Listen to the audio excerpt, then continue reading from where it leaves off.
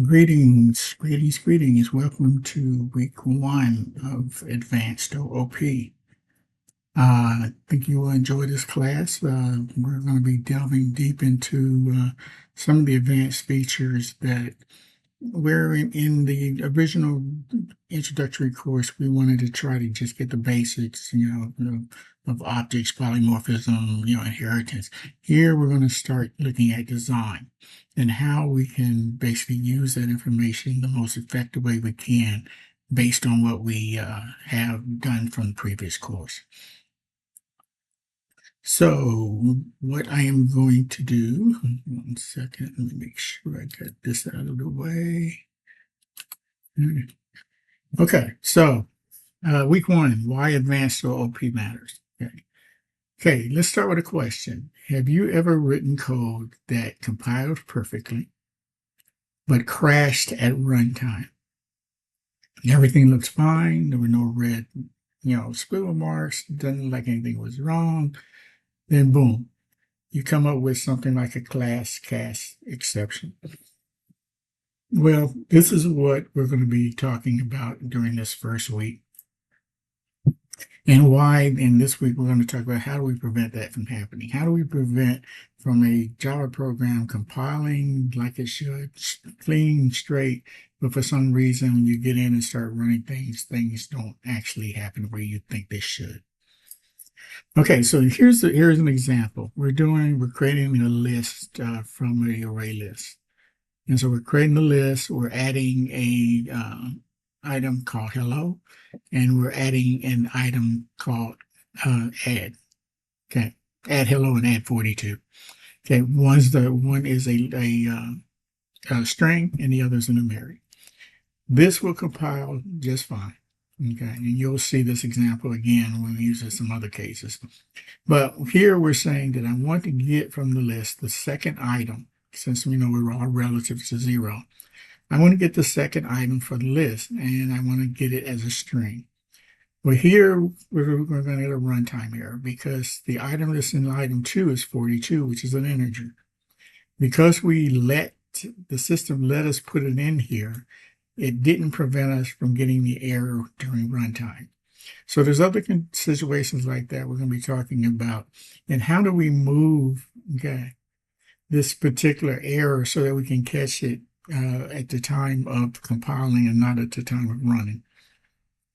Because at the time of running, that's when we don't want to have errors. If we can prevent something from happening before actual runtime, that is what we want to kind of shoot for. Okay, so this compiles, but the runtime explodes. Why? Because Java did not stop us from putting in different types into the same structure. This is what we call not type safe. So you hear the word type safe here a little later. So here, if what we did here, if we made this change this, it says, yeah, we want to create a list, but this list should only accept strings. Okay, so we still do the same thing. We create the array list. We add hello, but here when we try to add 42, we're going to get a compile time error that says, hey, you can't add an integer because the designation is for string. So we're taking this information and we moved it to the point where we're catching that error via compile time and not via runtime. Here, compiler stops us immediately, no crash, no runtime surprise. This is called compile time type safety. And this is one of the power of generics. That's what we're going to be concentrating on this week. In intro OOP, what we did last semester, or last half, is we talked about classes, we talked about inheritance, we talked about objects. In advanced OOP, we're focusing on reusable class design. How do we design class that we can reuse? API correctness, design intent, and type safe abstractions. So here we're talking the basics, here we're talking design. That is our shift from the regular object-oriented program to advanced. Okay, so we're moving from writing programs to designing systems other developers can safely use. So what we're designing here is not only can be used for us, but it can be used for your peer. if they're using the same sort of, or having the need for the same sort of checking in their system. They can basically use a reusable class. Big deal is generics are not just angle brackets. Okay. We're going to define what exactly they are, but here, just get that in your mind. It's not just the brackets. They're a design tool. They let us build reusable containers, enforce behavior requirements, prevent unsafe caches, and design flexible APIs. This week, you're going to start thinking about a framework, at least thinking like a framework designer. The way Java Collections Framework works and how it was built. Once this clicks, you'll never look at the list string the same, which basically says as far as we're going to be always looking at, did we make the particular item that we're working with type safe? Okay, so to kind of get ready for the introduction as far as the deep dive into the in-class portion of this particular video. What I want to starting out is just defining terms. And one thing that I want you to do that I normally don't is that I want you to learn these. You may say you want to memorize them, okay? Memorize what they do. In this case, I'm telling you to do that because I want you to put yourself in a position that when we start talking about reusable class design, you know what it is. It's not a matter that we're looking at a term that you don't know, so you have to go look it up. So we're discussing it, but you have know and have not know. Take these items, these terms, take the glossary, look at them, understand them, and know so that when the next time you see them, you'll say, I know what we're talking about. So we're going to go through some terms as kind of our foundation, and then we'll move taking these terms and you'll see them several times between now and the end of the 7 weeks. Okay, but this is basically that initial foundation. Okay, it's type safe. Type safe. When we talk type safe, a program is type safe when the compiler prevents you from using a wrong type of object. If it prevents you from using an object that says, I only should be doing integers, but I'm trying to use a string, it'll tell you that during compile time and not during runtime. Errors are caught at compile time instead of crashing in runtime. Abstraction. Abstraction means focusing on what something does instead of how it does it. It hides implementation details and exposes only what is necessary. Reusable class design. Designing a class so that it can be used in many different programs without rewriting it. Reusable classes are flexible, clean, and not tied to one specific situation. This is our goal in this part of the class. We want reusable class design. Generics, which is the basic point and basic foundation of what this unit is going to be about. Generics allows classes and methods to work with different types while maintaining type safety. They let you write code once and use it many times, and you'll see how we do that here shortly. Parameterized classes. A parameterized class is a class that makes a type as a parameter. And if a type is a parameter, that means think of it as a variable. It's something that I can supply, I can give, and basically take that type and load that parameter. Example, list string. Okay. The type string is supplied when the object is created. Okay, so here this is the example, we're going to be putting in a generic, and we're basically going to be supplying that generic parameter with the value of string or the value of integer or the value of a double. Okay, we're going to be supplying that information when the object is created, and you'll see examples of that. Generic classes. A generic class is a class defined with a type parameter. Example, I'm creating a box with a value of t, which is a temporary parameter, which we have up here is the type. we're going to be supplying what type of variable am I going to need to replace type with at the time we create the object.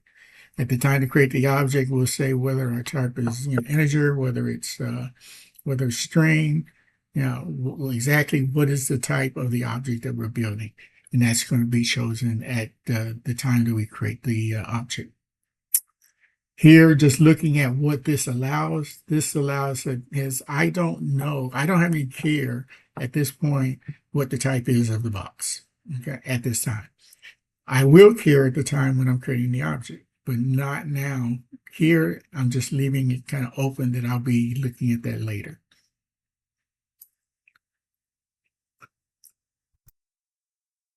Generic interfaces. A generic interface is an interface that uses type parameters. For example, I have an interface repository T. The type, again, I'm delaying. I'm not having to supply this. This is also where, if you think about it, this is the reusable part. If someone else was just creating a repository, and basically the repository I'm creating was numerics, okay, and somebody wanted to use this, but what they needed was this for strings.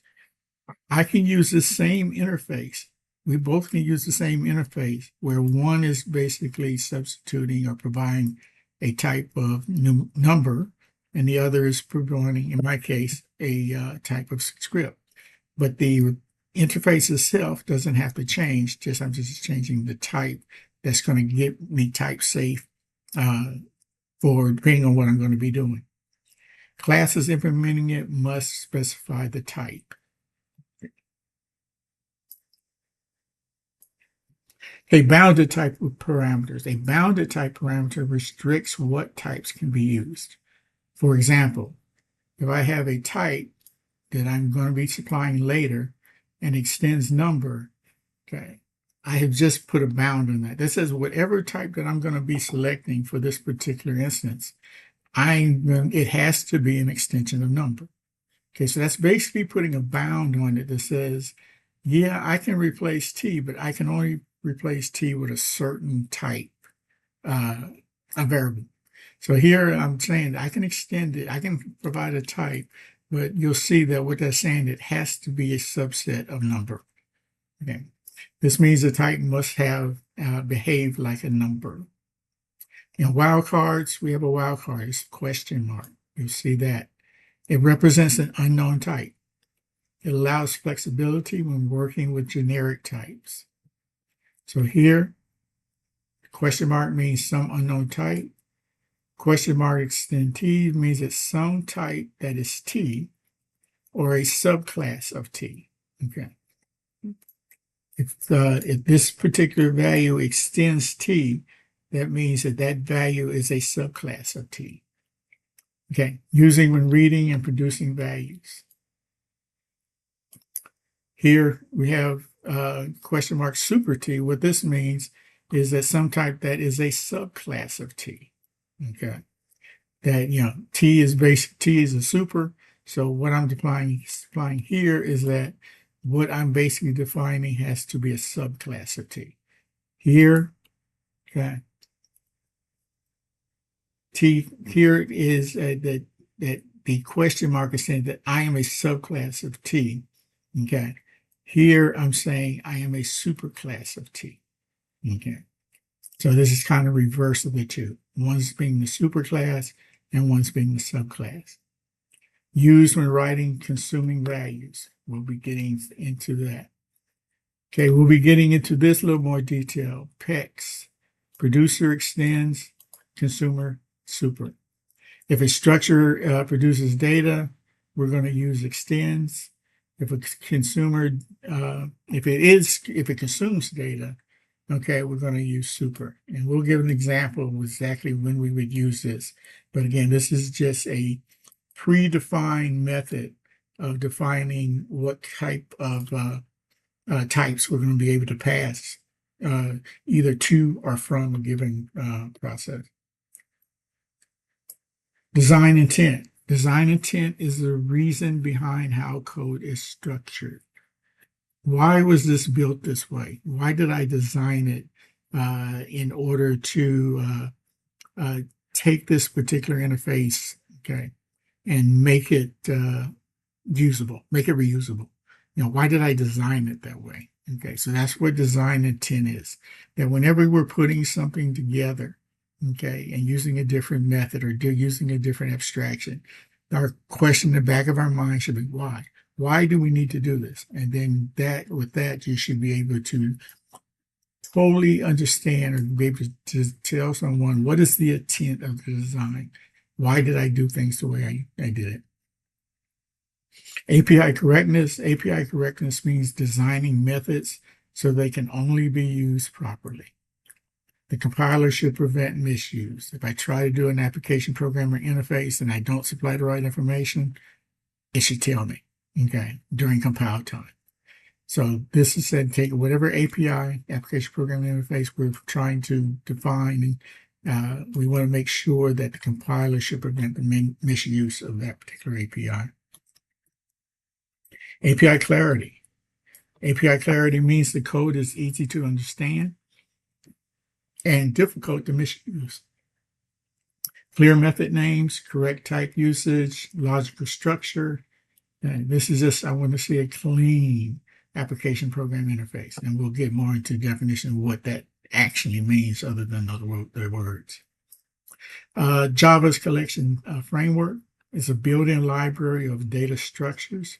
And they fall in that category as things like list, set, map.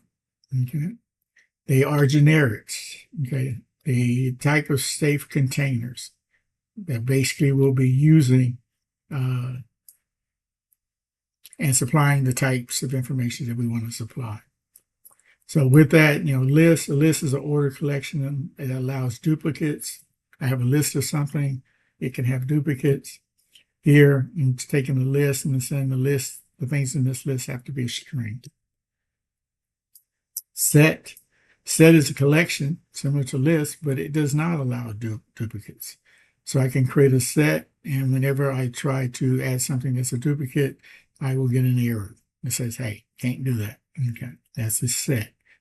Again, that's basically going back here to it is one of Java's collections frameworks. And then we have a map. A map stores a key value pair. For example, I can have map string integer. Okay, this is my key. This is my value. So it is a mapping of keys to values. Raw types. You'll hear the term raw types. Using a generic class without specifying a type. We'll talk about when we want to do that. Use raw types. Not supplying it, but we're going to not, without specifying the type, we're going to be using a generic class. For here, raw types, I'm creating a list from a new array list. I have no idea. I haven't designated what could go into the list. Yeah, I say any type can go into the list.